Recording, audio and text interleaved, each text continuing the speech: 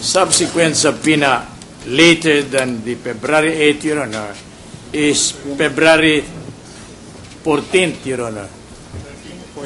13. 13th, meron? 13. Meron. Iba yun dito eh. So, ba yung 13? Yeah, dated. Dated 13th day of February, but the production required is on February 14th, Your Honor. That is correct. Production on Thank the you, 14th. thank you. Thank you. Well, Your Honor, we have today actually certifications on two other accounts, and we would like to apologize for the two other accounts because when we earlier prepared it based on the subpoena, there was some clarification about discussed here, Your Honor, about it not including accounts that are not in the original subpoena, so we did not. Are these peso accounts? Peso accounts, Your Honor. If they're peso accounts, since you have testified on them now, I think Yes. it's proper for you to tell us what are those peso accounts. Your Honor, if I may. Proceed.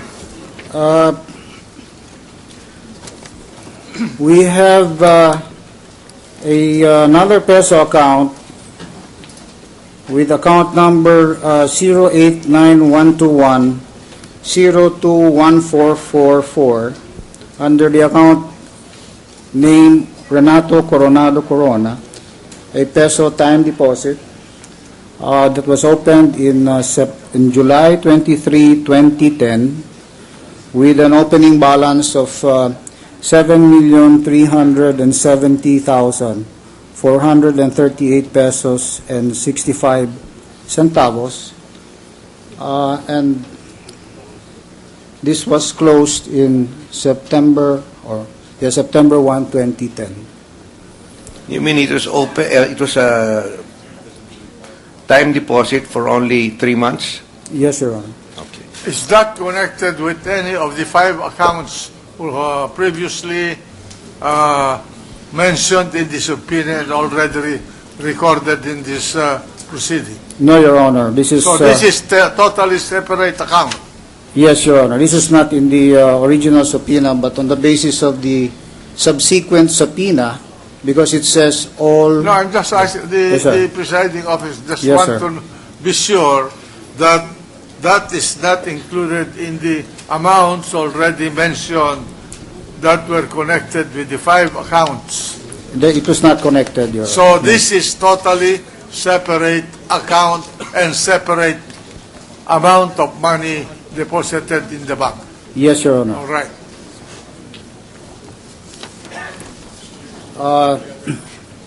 We also have another account under account number 089121023848 under the name of Renato Corona, a peso time deposit with an opening date of June 29, 2011, with an opening balance of 17 million pesos. How much? 17 million pesos, Your Honor. And closing, which was closed and terminated on December 12, 2011, Your Honor. Is this also an account separate from those amounts related or linked with the 5 peso bank deposit accounts Yes, Your Honor. mentioned earlier? Yes, Your Honor. This is a new amount of money deposited with a separate bank account number. It was a separate account with a separate account number, but the source of the funds deposited, we have no idea. Correct. Yes. Proceed. In addition, Your Honor, if I may, based on the instruction, there are 2 other accounts, but I really have no details as of the moment. I can only remember that One is, I will probably disclose it formally later, and then the other one is a current account. Now, would you like to repeat the number of the second account and the date in which it was opened? That was opened July? July 29, 2011 for 17 million pesos and closed in December 12, 2011. What was the original tenor, Mr. Garcia, of this account? I mean, was this just a 6-month time deposit, or was this a 1-year time deposit, which was closed prematurely? I am very sorry, Your Honor. I do not have that information right now because we just followed the subpoena. I may, if Would I you may, I like could to edit it. furnish us with that Yes, Your Honor. later? We could furnish that later. Opo. Ano pong number itong peso time deposit? This is 08912-102-3848. All right. July 29, December 11, that does not sound exactly 6 months, no? Does that look strange to you? I really have no idea, Your Honor. The depositors actually would put deposits depending on different tenors. So if I have the other information, I may. Let me see if I got you right. July 29, 2011 was when it June was. 29, Your Honor. June 29, 2011. And So, very December. sorry. It was closed in December 12, Your Honor. Yes. He does not know the tenor. But June 29 to December 12 is not 6 months, no? No, Your Honor. Not exactly 6 months. But the coincidence here was that the impeachment was filed on a few days after December 12. On December 12? If we may, Your Honor, with that, the impeachment, if we may, because that was the impeachment date was mentioned. Can we say when? It's a matter of record anyway. Proceed. Yeah, we impeached, the House impeached the Chief Justice on December 12, 2011. All right. All right. Now, Mr. Garcia, can you explain to the court the difference between a deposit in an investment account? For example, I'll be more specific. If I, your client, ask you, the bank, to buy some ROP for me, these are dollar-denominated bonds issued by the national government, is that classified as a deposit or as an investment? Well, first of all, Your Honor, we do not provide that service to our clients. We refer them to our parent bank, Metro Bank. The PS Bank does not engage in that kind of activity. But would you know? I mean, being a banker yourself. It would normally not be classified as a deposit. It would be an investment. Investment, yes. And if you were to, would you also handle investments for your client, like he would direct you to buy some corporate bonds, PLDT bonds, ABS-CBN bonds, San Miguel bonds? That would also be classified as an investment. That would, I know, be classified as an investment, but the bank per se does not really provide that service because we have You a mean parent PS Bank per se? PS Bank. We Yes. just refer their... But you would be the next president of Metro Bank, so No, sir. I have written to my superiors, and I had told them that on the basis of that news report, I already specifically said that if ever it is offered, I will decline it, because I do not want my people to feel they're being abandoned during this time. And secondly, I do not want the sincerity of our interest to protect our employees and depositors and the entire banking industry to be misinterpreted. So I will not and never accept. and your employees will stick by you more than ever now because of that sign of loyalty to them, Mr. Garcia. Mr. Garcia, going back to my question, would an investment account, vis-a-vis a deposit account, be considered as covered by the foreign currency deposit unit law?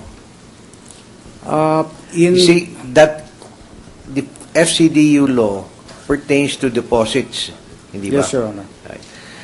You just said that any managed account that is invested, say, in ROPs, Philippine bonds in denominated in US dollars, or other types of foreign instruments denominated in foreign currency, would then not be termed a deposit as covered by the FCDU, and therefore any such accounts should be open to this court. I cannot right now categorically state, Your Honor, but if I can draw, I draw from the peso side. The investment in government bonds is classified as deposits for the peso, so perhaps likewise the inference to the dollars would similarly be the same. So I am not absolutely certain about that. All right. Mr. President, at this time I'd like to give way to Senator Judge Trilon, who signified his intention to propound. Senator Judge Jingoy Estrada. Just before you, I recognize Senator Estrada, I would just like to find out from the bank, president of PS Bank, why you require the transfer of all the records of this depositor in your bank, who is the subject of an impeachment,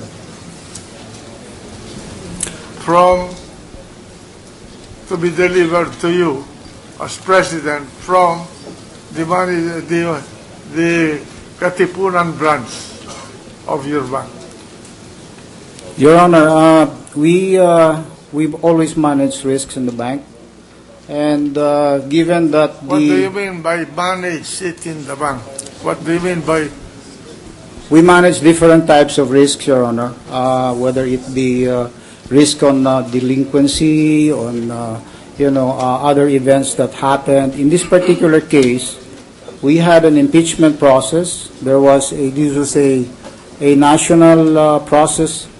We felt that ultimately, perhaps documents of the customer would become the subject matter of perhaps inquiry. So, and there's a lot of interest on it. These documents were in the branch. We believe that it would have just been prudent for us to properly control them better.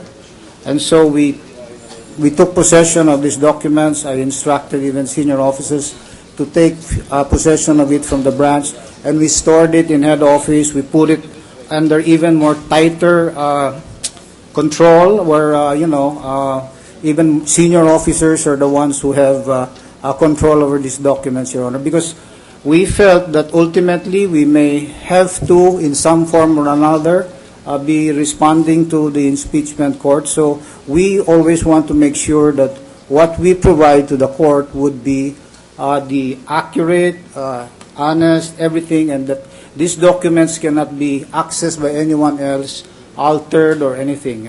You did this motu proprio without any influence or inducement from outside parties? Absolutely not, Your Honor. We did it as a prudent measure to make sure that these documents are even tightly controlled, just so that we have them and they're properly secured. All right, the gentleman from San Juan, the President pro tempore, has the floor. Thank you, Mr. President. I would like to bring to the attention of the manager account numbers